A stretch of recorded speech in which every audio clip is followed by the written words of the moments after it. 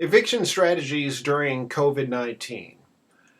I wanted to go over some eviction strategies during the pandemic because right now there's an eviction moratorium through March 31st, 2021. And that moratorium is likely to be extended for who knows, a month, 2 months, 3 months, we shall see. And just because there's an eviction moratorium does not mean that all evictions are prohibited.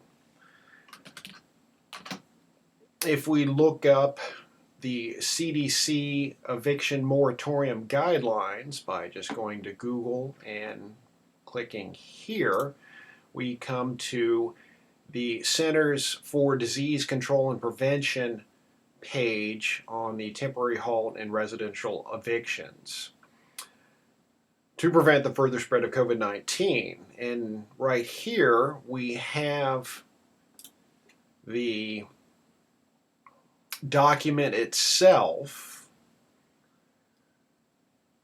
indicating the temporary halt and evictions.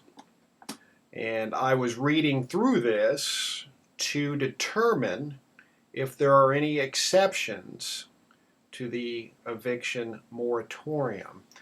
And if we go to page 5, there it is, right at the very top, it indicates that nothing in this order prevents evictions based on a tenant, leasee, or resident.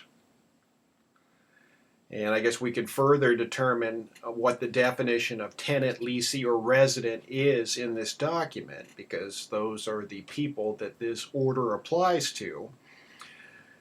But you can do an eviction based on 1, engaging in criminal activity while on the premises, 2, threatening the health or safety of other residents with a footnote, 3, damaging or posing an immediate and significant risk of damage to the property, 4, violating any applicable building code, health ordinance, or similar regulation relating to health and safety, or 5, violating any other contractual obligation other than the timely payment of rent or similar housing-related payments, such as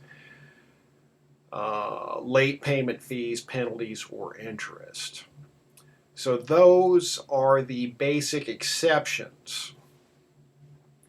And if your tenant files or presents, generally, I would think in most jurisdictions, the tenant should file this CDC declaration with the court and also provide a copy to the landlord and or property manager.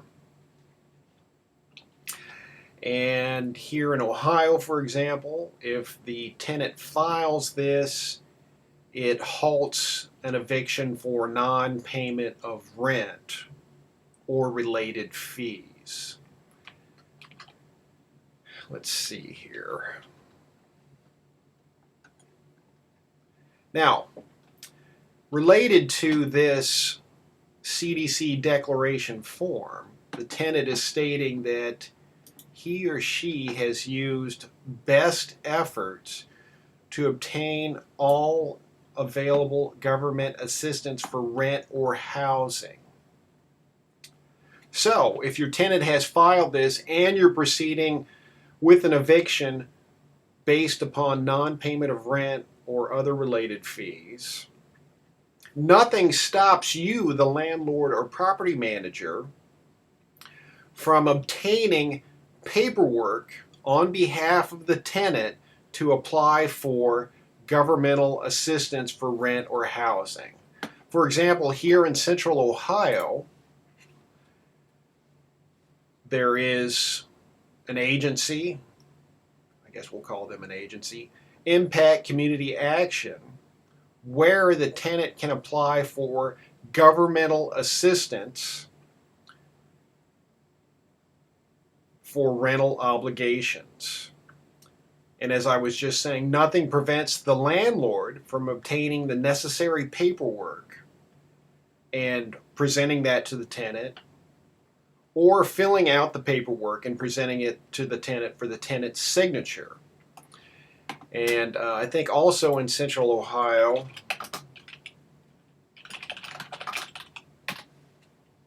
further funding can be obtained through PRC emergency assistance. Let's just click on that and take a look. And that's through the Ohio Department of Job and Family Services.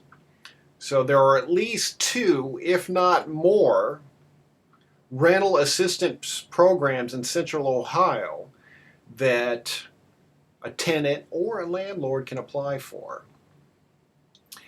You may want to go to Google and search for tenant rental assistance in the county or city you're in.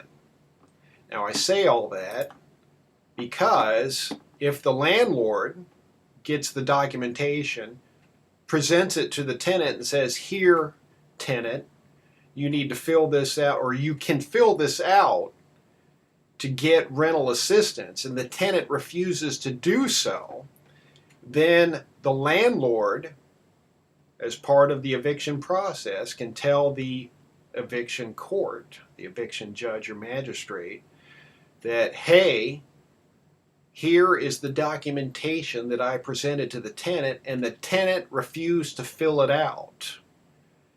And that is contrary to what the tenant is claiming now, that he or she has used his or her best efforts to obtain all available government assistance for rent or housing. So that's just something to keep in mind if you're a landlord or a tenant for that matter.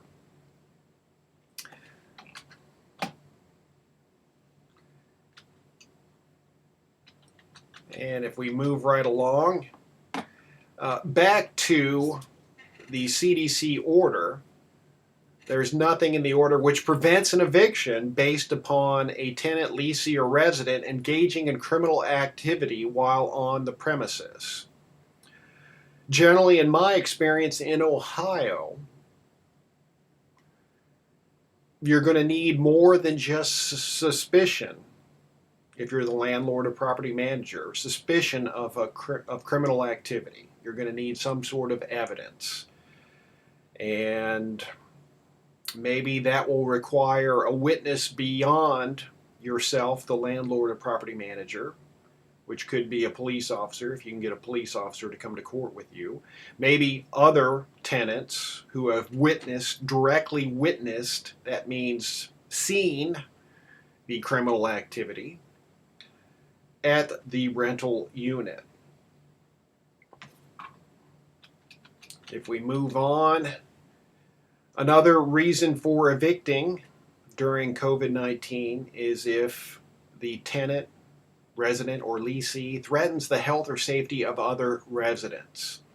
And then we've got that footnote, which basically indicates that if the person you're evicting might have COVID-19,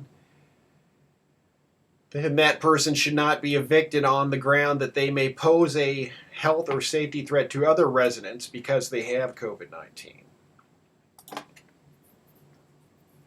Generally, an example of threatening the health or safety of other residents would be threatening to assault another resident. That's what I find in many cases that I do. You've got some argument between tenants who are neighbors, and one tenant has threatened to physically assault the other tenant. That would probably be the best example of that. So moving right along, nothing prevents an eviction to a resident, lessee, or occupant based upon damaging or posing an immediate and significant risk of damage to property. So, for example, one that just came up in my practice is a tenant is upset about the possibility of being evicted, so the tenant is flooding the apartment by leaving the water on. That would be damaging the rental unit. Other examples, I guess, sometimes tenants like to kick holes in the walls because they're upset, or the doors, or break windows, etc. So if you have evidence of that, you can bring an eviction despite the CDC order.